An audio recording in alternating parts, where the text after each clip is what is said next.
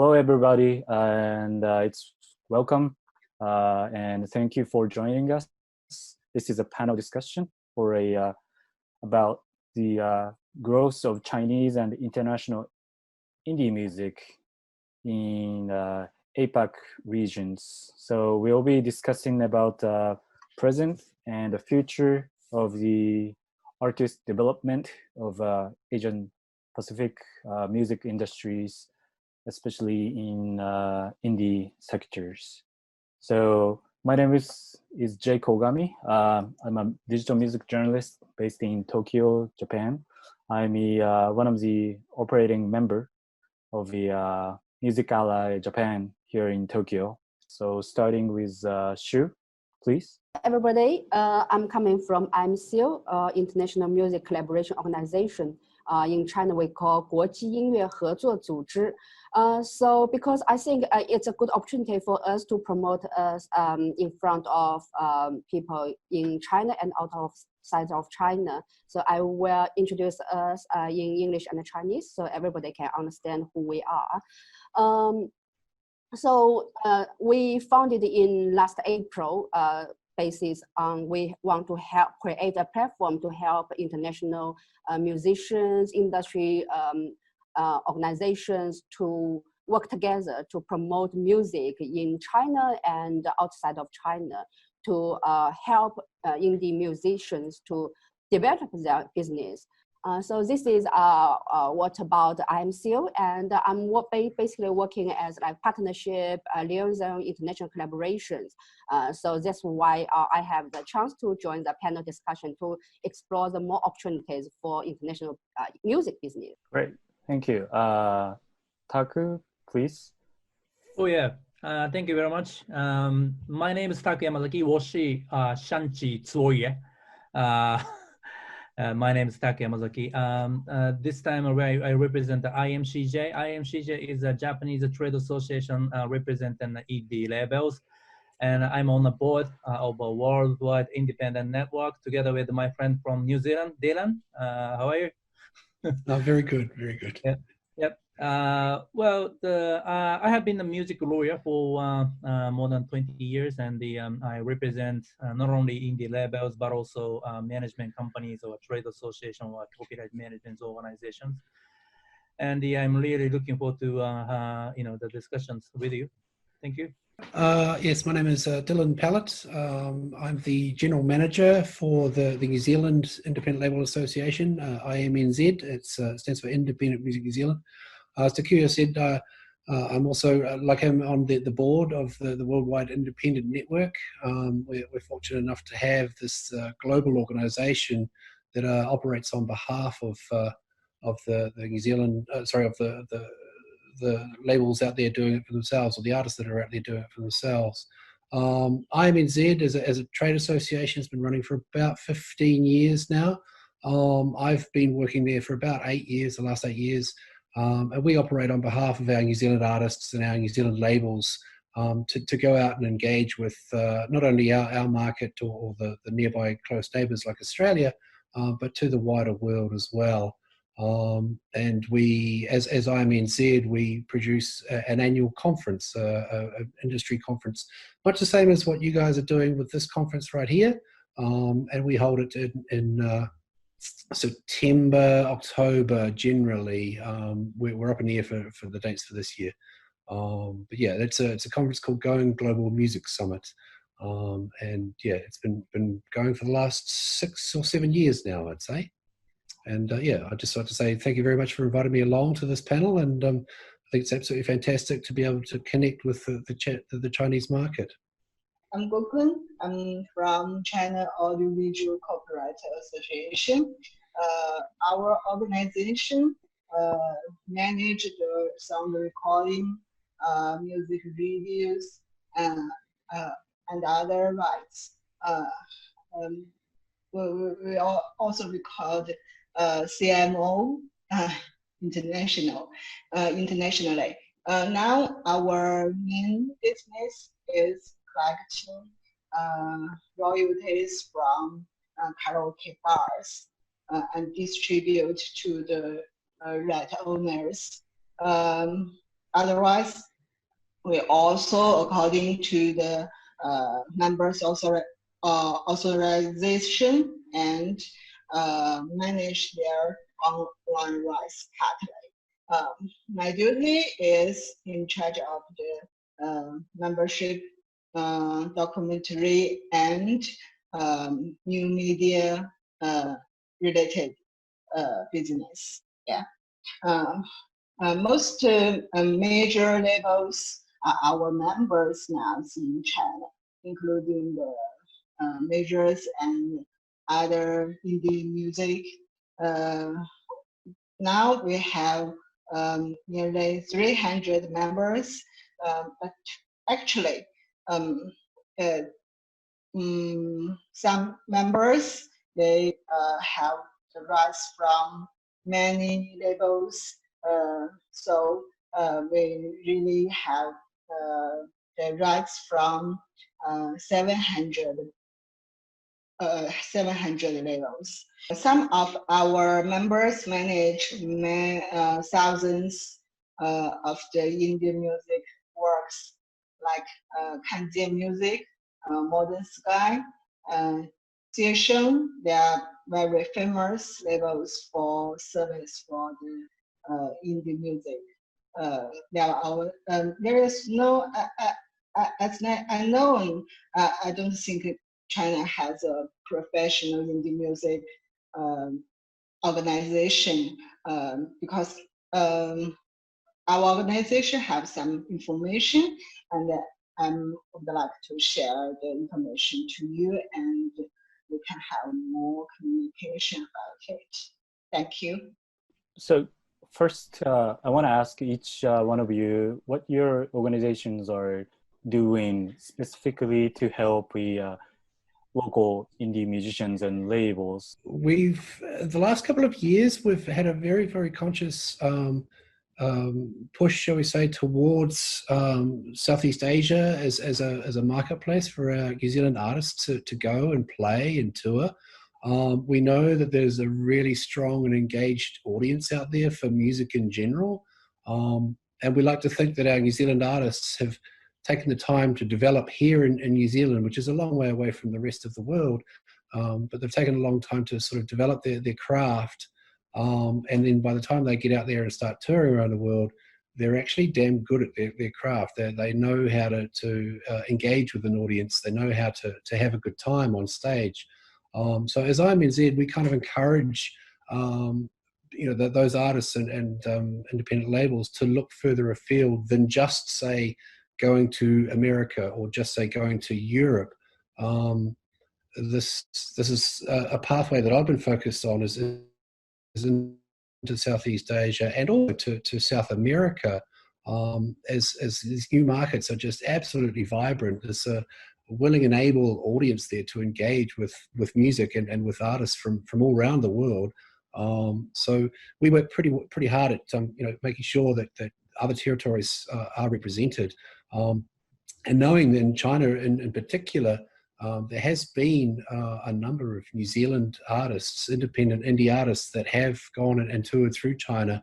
I know that you're jumping on the trains and you're going from city to city and doing it really well and having a good time interacting with the local communities there.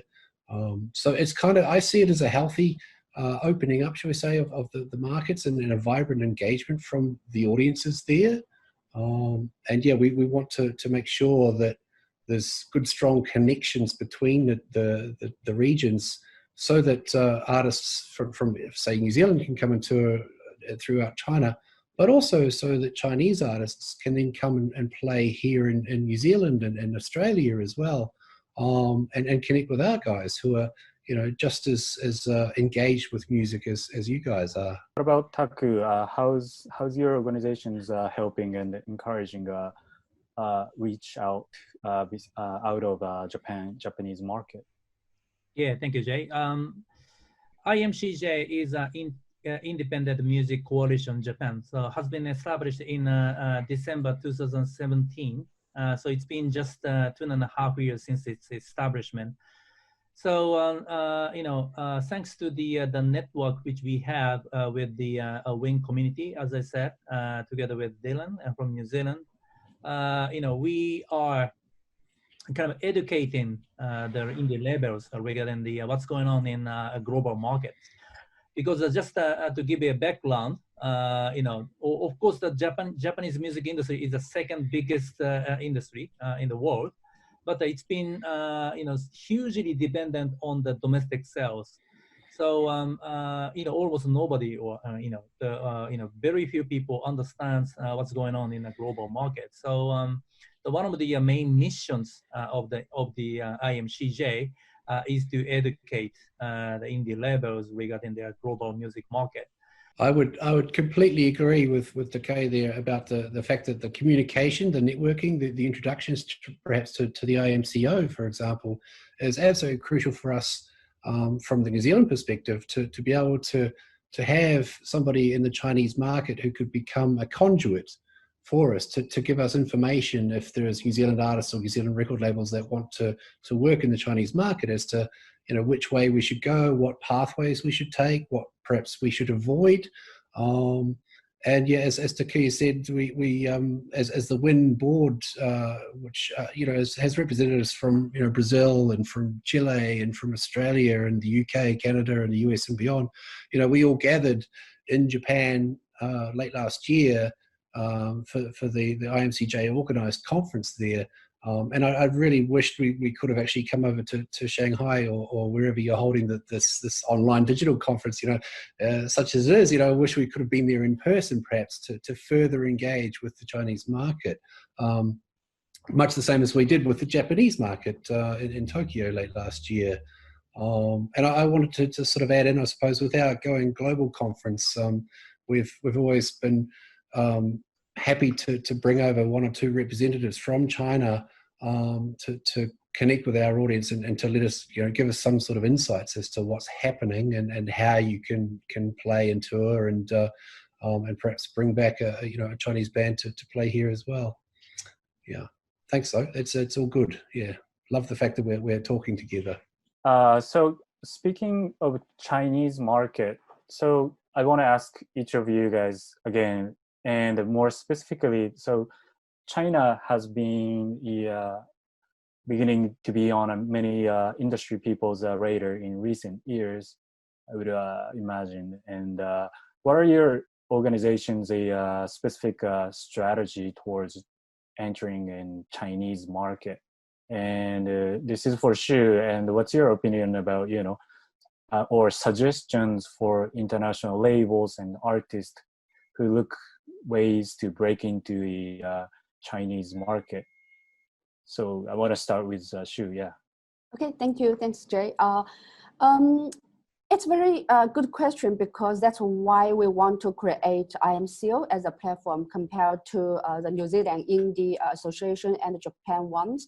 We are still very young. We just created last year, but we see the growing needs both from domestic market and the international market. Especially just now, I noted Darling and Takuya, you both mentioned that you feel China market is very important, but it's still a challenge, great challenge for most artists. They don't know how to come to China. What's a copyright? That's the most concern coming from what's a copyright issue. That's why we have Miss Guo coming from the government organization, and how they can do business in China without a language issue, whether they can do business in China directly, what's a regulation, what kind of trustee partners they can find, and is there any place to connect with different people. So this is something we feel we can create the platform.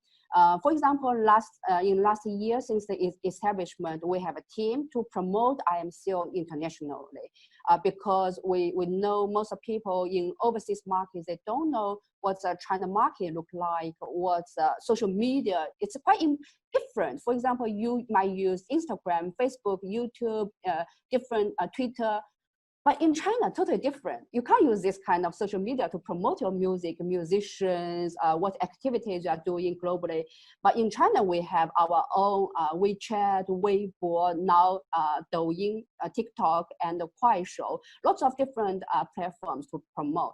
So in our opinion, we feel we should keep promoting what's happening in China and do lots of workshops. Of course, we can do physical ones, offline ones, but we found that online ones can work as well. So you don't need to travel far before you commit to the market. So you can join the online platforms. We will do more workshops like this in the future. So every people in the industry, if they want to understand what's China market look like, we can invite professionals to tell you what's a legal system, how you collect the copyright royalty, and how you talk to different business person partners, and what's your problem, what's your questions. So we will create this kind of platforms and industry networking, and we have some standard contract format for international art, bilingual ones for international artists to understand if they want to, they don't have lots of pre-investment in the market, how they want to do standard contract. And once they come to more business, so they can have more professional industry people to help them to do legal issue, to do touring, to collect royalty fee from different platforms. So this is something we feel very helpful for both domestic indie musicians and the international people coming to China. Of course, we are also working with different professional organizations like Miss Guo, the organization she's working for, to help artists to develop their business in China. 中国的音乐市场呢，近些年应该说是发展的是非常快的。我们看到去年跃居到这个全球的第7大的音乐市场。那我们也看到这个越来越多的海外音乐人，包括独立音乐，进入中国的这个观众的一个视野。中国听众也越来越喜欢这些海外的这个独立音乐。那么从我们总结了一些，当然也不是一些很成熟的规律。我想音乐这个可能是没有什么规律可以总结，但是呢，我们看到一些现象，就是第一呢，就是说中国的乐迷可能会比较容易一些，就是接受一些能够跨越这个语言障碍和文化障碍的音乐，比如说有一些音乐它的旋律性非常的强，它能够就是很容易的被中国音乐人所接受，还有一些呢可能通过比如说一些影视剧，我们更多去认识到了海外的音乐，还有是我们通过一些我们的社交媒体，我们现在比如说视频媒体非常的发达，有一些音乐是不仅是好听的音乐，它也是好看和好玩的音乐。那么这些都是我们不论国家啊、种族啊、民族，它都是一些非常共通的东西。那么这些东西呢，可能是非常容易的成为一个便捷的这样的有利条件，会进入中国的音乐市场。那么我的建议呢，就是说，第一呢，就是说我们需要一些专业的这个运营机构去打通一些文化、语言以及其他的这个推广上的壁垒，要更多的就是海外的音乐市场要更多的了解中国音乐市场的用户习惯、需要以及对音乐的这个不同的种类的接受人群分类等等这些市场的基础信息，我觉得要首先有一个非常充分的了解，我们才能做好这个音乐市场的一些推广和相关的工作。Great. So what about Taku? What's your organization's perspectives in China market strategy, especially for I know many Japanese artists are already going to Chinese market, but how do you see developing a long-term businesses in Chinese market and with Chinese audience? Yeah, thank you, Jay. We have a long history with the Chinese market. So back in 1980s, we had a really good time, regarding the Japanese music sales over there, and we also have a lot of kind of influence, through the Japanese animation or some of the video games. So in animation or video games, a lot of Japanese songs have been featured in the product. So we had a lot of opportunity to promote our music in Chinese market, but it was not really kind of an organized effort. So right now, the Chinese market has become so different from the old days. So, now it's been more or less digitalized, and the subscription services are, really kind of a center of the business. And we used to be, kind of criticizing the Chinese market regarding the, illegal, copyright issues. But now, the Chinese market is our main target. That there's no doubt about it. So that is why we as a trade association has been really focusing on Chinese market. And I represent another trade association named the FMPJ, consisting of management companies as a member, because there's a lot of overlap between IMCJ and FMPJ regarding the membership. So FMPJ and IMCJ are closely working together towards the Chinese market. And the one of the FMPJ's project is to promote our Japanese music to Chinese market. So that is why I'm not sure if you can share the screen. We have opened up a Weibo account named the Music Channel J, where we promote the Japanese music to Chinese people. Case studies that New Zealand acts are doing in Chinese market, or try to develop a relationship with the Chinese market? Yeah, thank you. It's an interesting question, and there's no real definitive answer that I can give you, other than there has been piecemeal. I suppose piecemeal is the best way to put it. Tours from New Zealand artists into the Chinese market.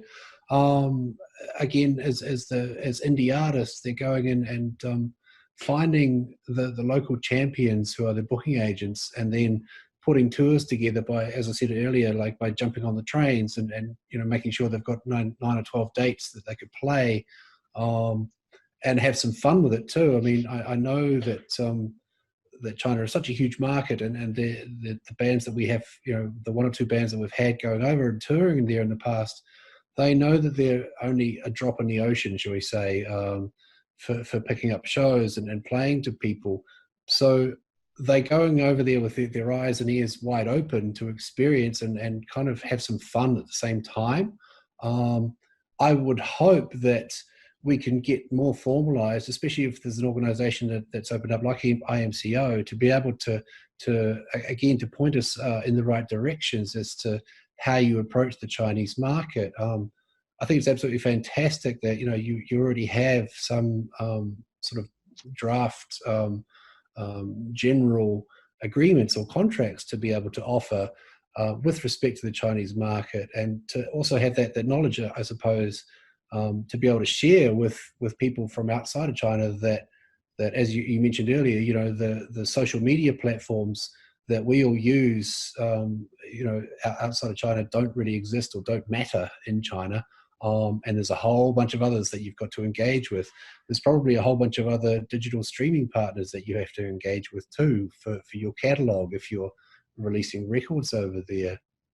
But yeah, to answer your question, there's no overarching strategy that we have at the moment. Maybe you could ask that question again in 5 years' time, and it will be a much better answer, or a much more smoother transition for New Zealand or Australian or Japanese artists to see their way into China on a regular basis. That's just not the idea of just going over and like I said, sort of experiencing and having fun and then coming home and not going and touring the next season. This would be a regular touring kind of circuit that we could possibly put together. But as I said earlier, I mean, I would say that we still, and again, somewhat piecemeal, but we still want to engage with Chinese industry to come over and experience what New Zealand is all about. Perhaps in conjunction with Australia, to put conferences back to back. As I said, we have the outgoing global one, which operates at around the same time as Big Sound in Brisbane, Australia, and it kind of makes sense to do both conferences at once, shall we say. And for example, if we went back to Japan for the the Tokyo music market, I'd hope that there would be a Chinese conference that happens around the same time, so that if there's any New Zealand delegates going over to attend in Tokyo, they would then also just jump on a plane and jump over to Shanghai for a Chinese industry conference as well. Yeah, I hope that answers the question in a roundabout way. But yeah, I think it's the opportunities are wide open. And what we've done in the past has been to take the opportunities where we find them. Great. So we talked about. I think everybody touched on the part of a social media and a digital platform in the questions. And regarding a digital platform, I want to ask you guys about questions about the live video concert streaming or virtual events, virtual live events. So since COVID, so everybody's, pretty much every labels and the artists are jumping onto a live streaming platform. But what are some of the platforms or tools that the artists are using in your country specifically? And I think the live streaming is going to be a great tools for reaching the audience internationally and across the regions. So how do you see the possibilities or maybe the challenges in the live streaming in terms of the establishing more fan base for indie music sectors? So want to start from Tak, please? Yeah, that's a really interesting question and a timely question, right? So yeah, obviously, due to the COVID-19, we have to make a transition to not really a transition, make a kind of addition, to the existing business. So online streaming is a really important. And but rather than talking about what platform is the best, because there's no kind of established platform yet. I want to discuss with you the what is important by using this platform to further engage with the fans. So I think it should be a fun engagement tool, and so we have to leverage this opportunity to make a further fun engagement. And so in terms of this, I really would like to ask you a question to Chinese colleagues regarding the, of course, Weibo is huge, and we know a lot of social media platform, which is really popular in Chinese market. But I'd like to really ask you, what should be the best way in terms of fan engagement to use this online platform? Because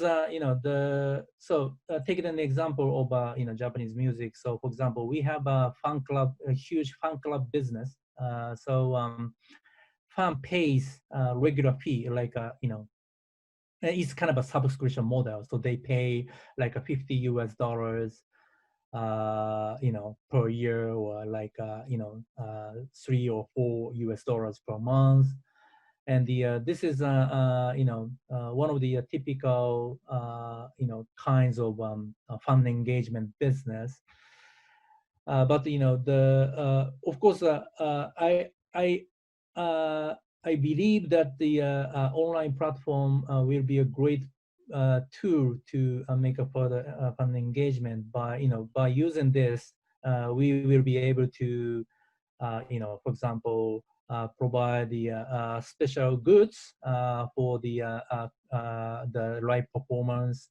We can provide we can sell the T-shirts, or we can sell the booklet, which is really specific to this occasion.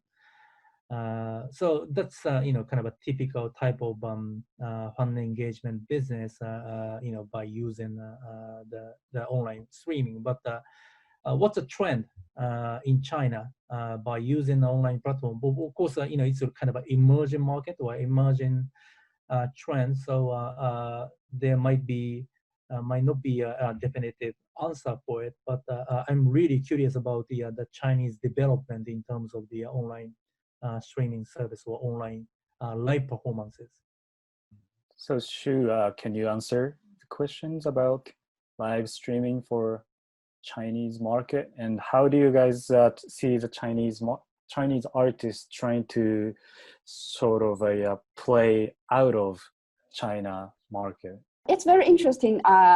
From the previous conversation, I do have a lot of to share, and also I want to make more connections in the future because both Darlene and Takuya, you mentioned lots of interesting things, and I'm glad to know that you already set up a music channel J in China Weibo, and definitely we can talk more about social media.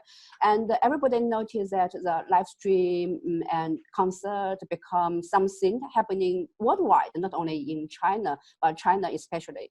For example, as far as I know, we have, for example, the indie music season ones. I know we will broadcast over like 20 platforms. So you can imagine there are so many choices platforms in China, but the leading ones, because you can't do everything, every platform, you must have a choice. You need to see what's the best way to engage your music with your fans, because each platform, they attract a different type of fans. For example, in China, you might know Bilibili, you might know Kuaishou, you might know Weibo music, QQ music, and each of them, they attract different kind of audience, and they might only royalty to certain musics, and they might pay for that as well. I think live stream definitely is a trend, because when people sit at home, they can see it, and when they have time, they can see and watch it.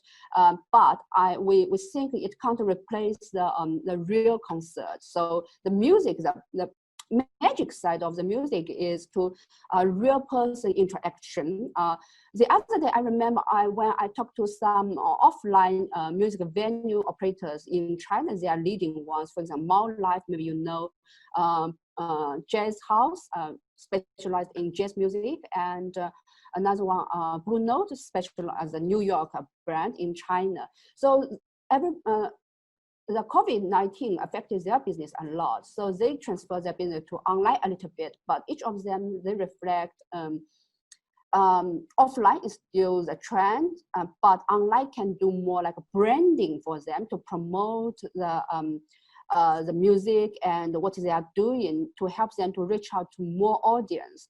But in the future, they still see once they do more branding, promotion, marketing things online, and they can attract more music fans to offline, because as the fans, they really want to see the musicians, artists in real life. And also, as Takuya, you mentioned the fans business. I can say it's like a business or a tradition. And the same in China. I think there are certain fans, they love the artists they like. For example, recently we have a case, you might know Jay Chou. He released a song on platforms, and a lot of music fans, they just wait till midnight and pay for 3 RMB. 3 RMB is nothing for one song, Mojito, you might know that. So loads of fans, they paid for that. So we can see if you really produce not good music, people will pay for that, and they will follow it. They will help you to retweet in all China social media, live stream, and then they will have their own version to help you to promote the music.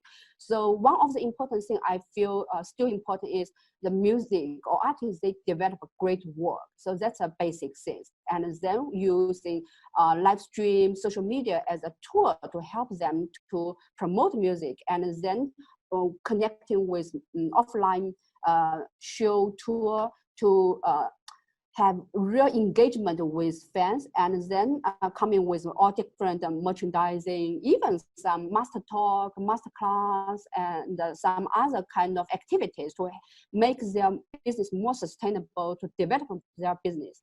This is something I see from the market, no matter in China or in global market. Of course, the Chinese musician artists, they want to do the same in worldwide. So we can learn a lot from both of you as well. So Dylan, the New Zealand government just opened the restrictions, and live venues is coming back. Am I right? So, but the still there are, you know, I know there is positives and negatives and all that. And so in terms of doing the live shows, and how do you guys embrace this live video streaming, and how do you see this become perhaps a new normal in New Zealand indie? Yeah, it's an interesting question, and I have a personal opinion about it, and much to Kay's point, I think the live streaming will become an additional thing to the actual physical live show. My personal feeling is that nothing will take away, like me sitting here at my kitchen table watching my favorite band on a screen is absolutely 100% not the same as standing in front of that band playing live with a PA going at 100 decibels or 90 decibels or whatever, and getting that visceral thrill of seeing a live performer absolutely slaying it on stage, and having not just myself watching it, but this you know, this communal camaraderie with a whole bunch of other people who have paid for a ticket to go in and see that show. I think that's what music is all about, really, is the live performance. Of course, there's the record side and the industry side of it as well. And also, to answer an earlier question for you about live streaming that has been going on over the last 8-9 months, 8 or 9 weeks. Here in New Zealand, it's been predominantly using Instagram, predominantly using YouTube, and using Facebook. And obviously, we know that those platforms don't exist all that much in China. You know, any New Zealand artist who want to get over there has got to work around that. I'd also say one thing about live streaming, perhaps particularly from New Zealand, is the time zones. There's kind of no point for you to get up at 4 a.m. To watch a live stream from New Zealand. It's just not going to work. So I would suggest, and perhaps it's the same for perhaps a Chinese artist who's live streaming, that we may want to pick up here in New Zealand or Australia, that the time zones are just not going to work. So I would suggest that, yes, you do a live stream. Absolutely, that's becoming you know, a thing. As we said, it's going to be another string in the bow for artists to work on. But to also have the video on demand, the VOD, you know, made available after the live stream, perhaps, so that I can get some sleep and you know, and then get up in the morning and enjoy the show over a cup of coffee at a reasonable hour. I think that's kind of a pretty important sort of thing to you know, to have. But yeah, I mean, you're right, New Zealand, we are open. We're at level 1 of the COVID restrictions. Everything is open except for our borders. And that is obviously having a big impact on the touring circuit here for international bands to come over and play, and also for our bands to get out and engage with the rest of the world. So yeah, live streaming is kind of here to stay for the next 2 or 3 years at least, while we all get used to this new paradigm, this new normal of the COVID-19 palaver.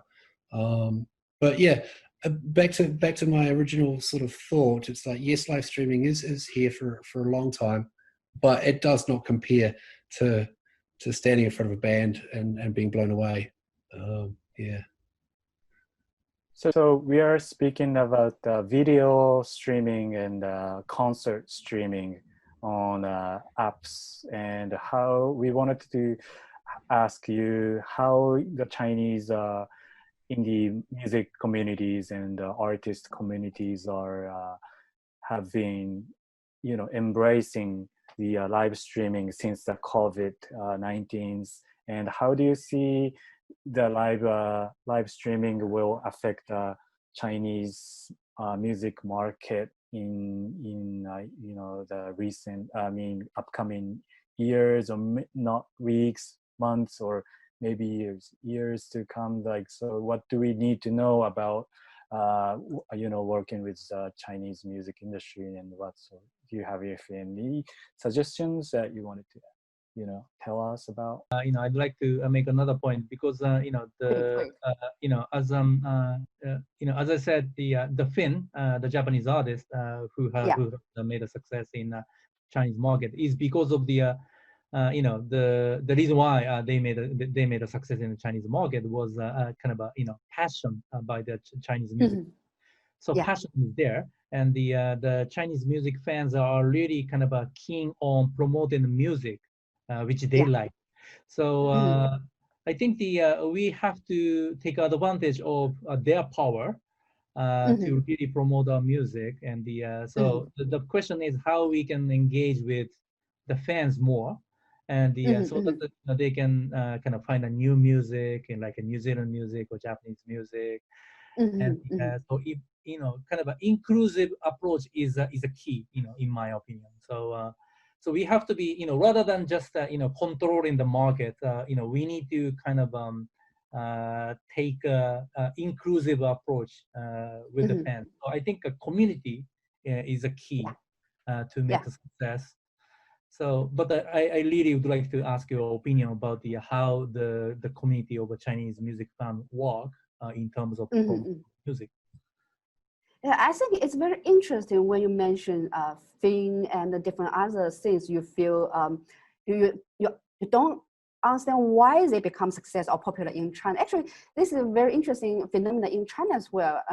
Yesterday, I read one article about subcultural things in China. There are kind of, let's say, 72 subcultural. Actually, when we saw that, those subcultural in China, they are quite mainstream in overseas. So you can see the difference. For actually lots of Japanese music or something you might feel it's quite normal things. In China, there are small group people, they are just fascinated about that. So I think there are different social media platforms, and as you said, there are small groups. They really love certain kind of artist style. So engaging with those those fans in certain community, and keep promoting the information content they develop in the Weibo, WeChat account, you might know that. And Bilibili, definitely you can look at Bilibili, I feel. And also now overseas, you will see TikTok, but in China, we use Douyin because they are quite different format in domestic, and Kuaishou is connecting more. They have different position compared to Douyin.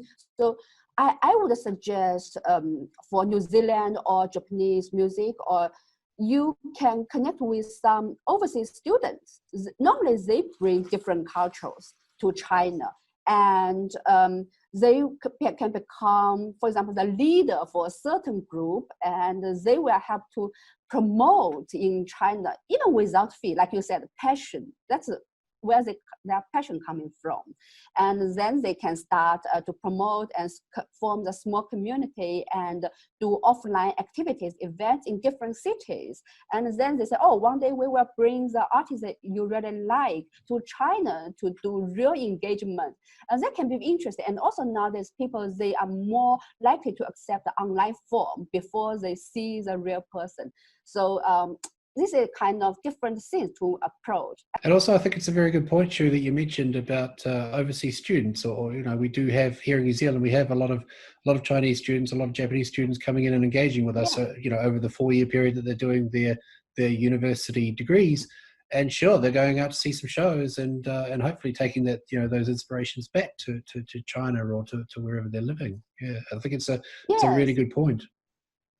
Yes, Yeah. actually, you might be surprised. New Zealand actually is, I think, second or third destination for Chinese students overseas study.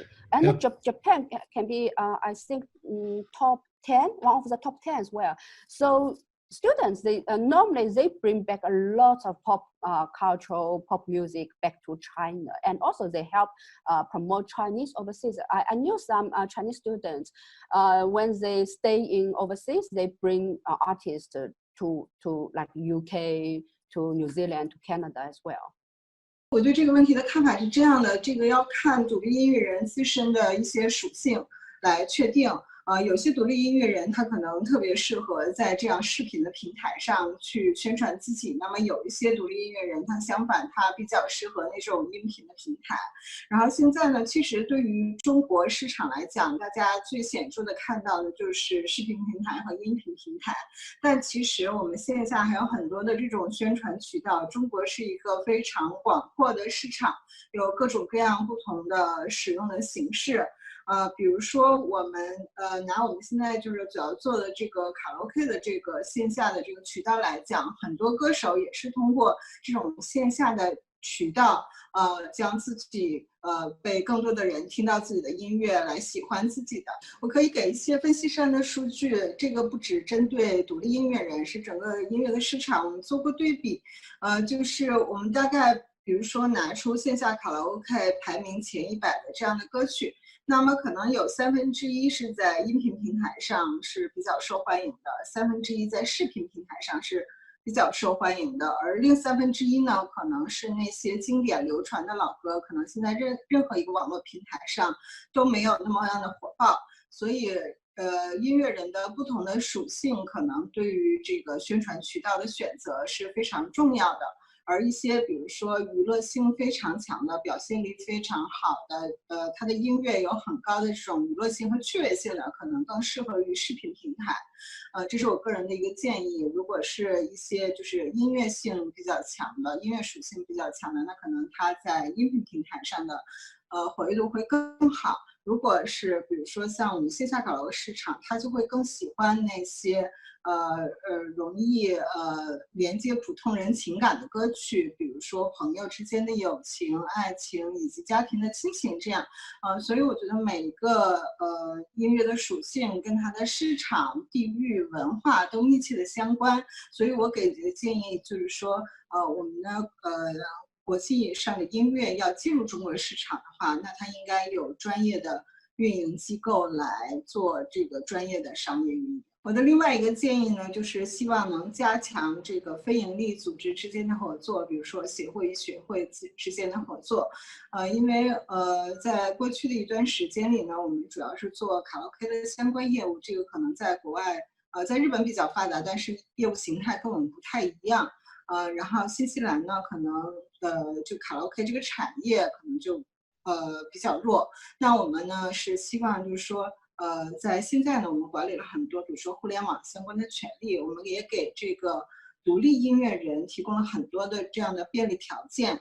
首先呢，就是我们入会是没有任何的费用的，并且我们提供免费的相关的产业咨询、法律咨询。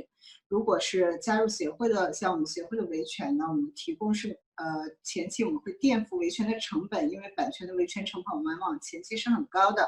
那么在获得收益以后，维权成功以后，我们会把所有的费用都结算给我们权利人。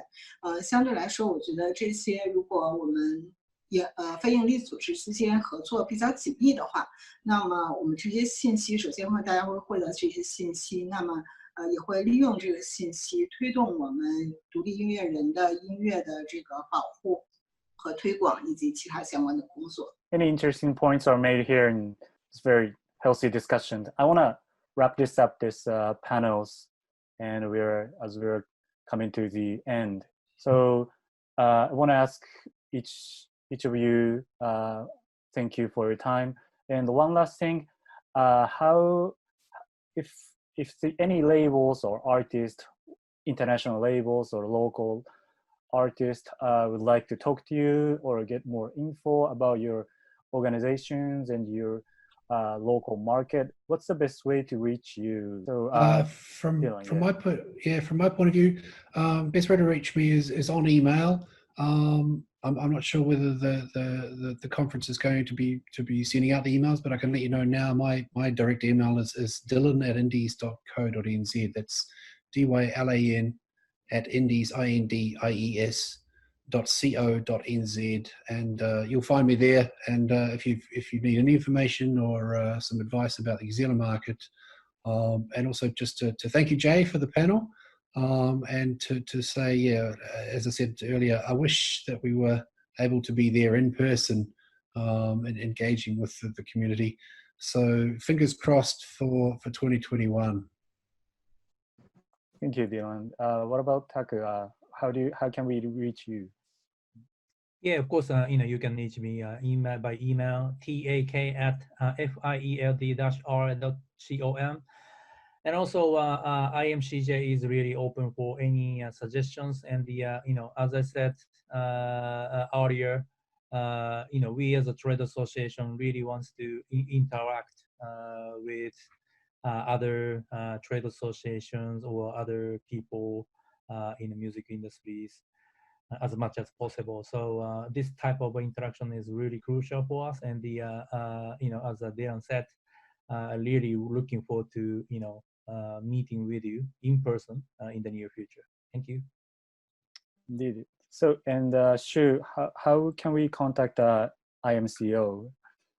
I think it's very easy. We have one website, www.imcochina.com. So you can find all information on our website. And I'm sure Darlene or Takuya or Ms. Guo, we will have our email communication as well. So we can continue our conversation in the future. And I already had some ideas to promote your music in China and help Chinese music in worldwide. And also, you can join our member as well, so we can collaborate to do more activities, both online and offline. So more people will know us and know the artists we promote, and they know that such platform existing. So if they want to, I come to China, where we can do more business in China to know more people, come to IMCO. If they want to come to Japanese market or New Zealand market, so you will be the key points there. Yeah.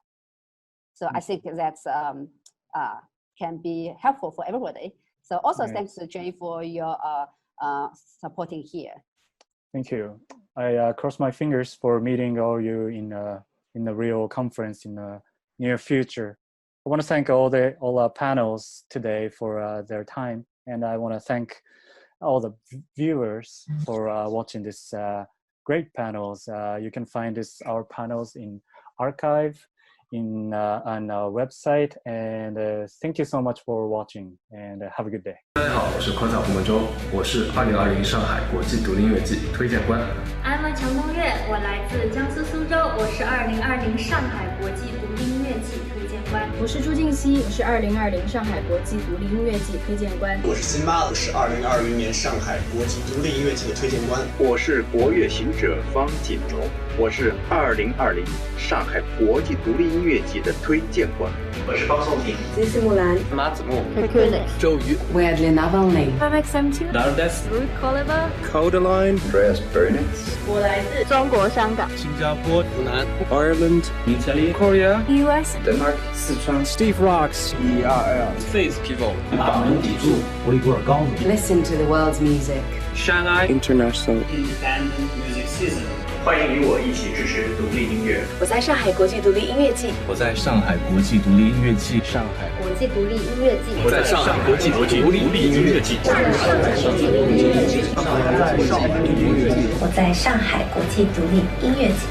欢迎与我一起来支持独立音乐，支持原创音乐，尊重独立音乐。从我做起，保护音乐版权。我们将在这里看见全球独立音乐行业新观点，看见当下全球新锐的独立音乐人。欢迎大家与我一起推动独立音乐的发展壮大，看见独立音乐的更多可能。大家好，我是宽草胡梦舟，我是2020上海国际独立音乐季推荐官。I'm 强东月，我来自江苏苏州，我是2020上海国际独立音乐季推荐官。我是朱静熙，我是2020上海国际独立音乐季推荐官。我是辛巴，我是2020年上海国际独立音乐季的推荐官。我是国乐行者方锦荣，我是2020上海国际独立音乐季的推荐官。我是方颂婷，金丝木兰，马子木，周瑜 Weirdly Navalny, IMCJ, Ruth Oliver, Codeline Andreas Bernix 我来自中国香港、新加坡、湖南 Ireland Italy Korea, US, Denmark 四川 Steve Rocks, Face People 把门抵住维吾尔高子 listen to the world's music. Shanghai International Independent Music Season。欢迎与我一起支持独立音乐。我在上海国际独立音乐季，我在上海国际独立音乐季，上海国际独立音乐季，我在上海国际独立音乐季，我在上海国际独立音乐季。欢迎与我一起来支持独立音乐，支持原创音乐，尊重独立音乐。从我做起，保护音乐版权。我们将在这里看见全球独立音乐行业新观点，看见当下全球新锐的独立音乐人。欢迎大家与我一起推动独立音乐的发展壮大，看见独立音乐的更多可能。大家好，我是科草胡梦舟，我是2020上海国际独立音乐季推荐官。I'm 强东月，我来自江苏苏州，我是2020上海国际独立音乐季推荐官。我是朱静熙，我是2020上海国际独立音乐季推荐官。我是辛巴，我是2020年上海国际独立音乐季的推荐官。我是国乐行者方锦荣，我是2020上海国际独立音乐季的推荐官。我是方颂婷，金丝木兰，马子木，周瑜 Weirdly Navalny, IMCJ, Ruth Oliver, Codeline Andreas Bernix 我来自中国香港、新加坡、湖南 Ireland Italy, Korea, US, Denmark 四川 Steve Rocks, Face People 把门抵住维吾尔高子 listen to the world's music. Shanghai International Independent Music Season。欢迎与我一起支持独立音乐。我在上海国际独立音乐季，我在上海国际独立音乐季，上海国际独立音乐季，我在上海国际独立音乐季，我在上海国际独立音乐季。欢迎与我一起来支持独立音乐，支持原创音乐，尊重独立音乐。从我做起，保护音乐版权。我们将在这里看见全球独立音乐行业新观点，看见当下全球新锐的独立音乐人。欢迎大家与我一起推动独立音乐的发展壮大，看见独立音乐的更多可能。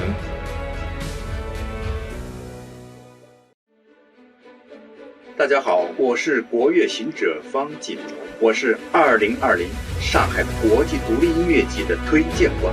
Hello School， 我是辛巴，来自西安，我是2020年上海国际独立音乐季的推荐官。Hello， 大家好，我是科草胡梦舟，我是2020上海国际独立音乐季推荐官。I'm 强东月，我来自江苏苏州，我是2020上海国际独立音乐季推荐官。我是朱静熙，我是2020上海国际独立音乐季推荐官。This is Ruth Oliver. I'm going to be performing my new single On My Way on Showcase Program.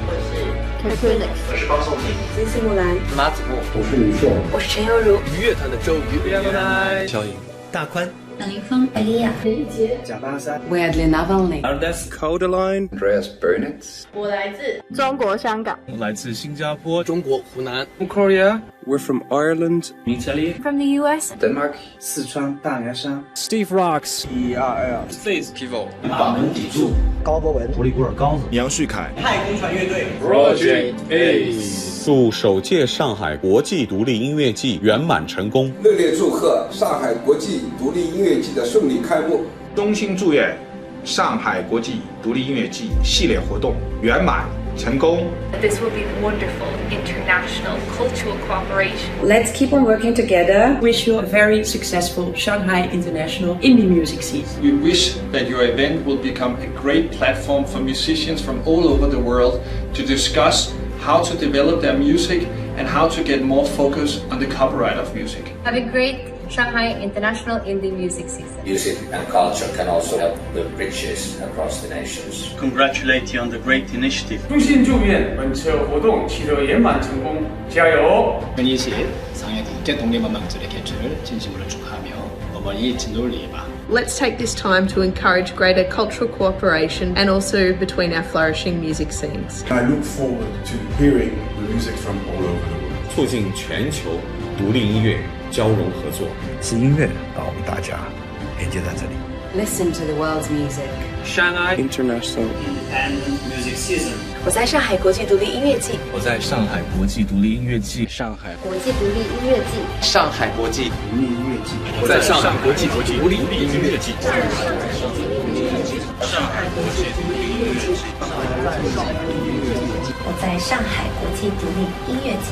欢迎与我一起来支持独立音乐，支持原创音乐，尊重独立音乐，包容艺术的多样性，从我做起，保护音乐版权。在未来的3个月里，我们将在这里看见全球独立音乐行业新观点，看见当下全球新锐的独立音乐人。